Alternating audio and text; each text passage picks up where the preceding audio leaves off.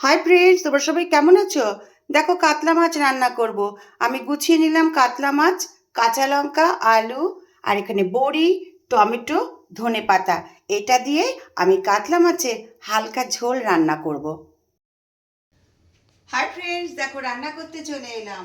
আমি এখন কাতলা মাছ রান্না করব। দেখো, এই যে বড়ি দিয়ে, আলু দিয়ে। এবার বড়িটাকে আমি আগে ভেজে নেব।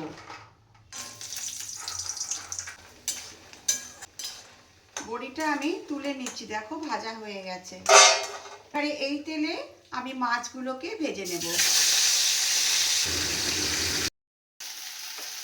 দেখো বন্ধুরা, আমার মাছ, আলু ভেজে নিয়েছি, বড়ি ভেজে নিয়েছি। এবারে আমি এর মধ্যে দিয়েছি টমেটো, আদা বাটা, কষিয়ে নিলাম। তারপরে দেখো, আমি একটা মশলার পেস্ট তৈরি করে রেখেছি। এর মধ্যে আছে ধনে জিরের গুঁড়ো, কাশ্মীরি মির্চ, লঙ্কার গুঁড়ো আর পরিমাণ মতো হলুদ। এটা দিয়ে আমি এখন মশলাটাকে কষিয়ে নেব। মশলাটাকে আমি কষিয়ে নিলাম, দেখো তেল বেরিয়ে গেছে। এখানে আমি একটু জল দিয়ে দেব। আমার মাছের ঝোলটা ফুটে গেছে। আমি এর মধ্যে আলু আর বড়ি দিয়ে দিয়েছি। আর এখন আমি এই মাছগুলোকে, ভেজে রাখা মাছগুলো দিয়ে দিচ্ছি।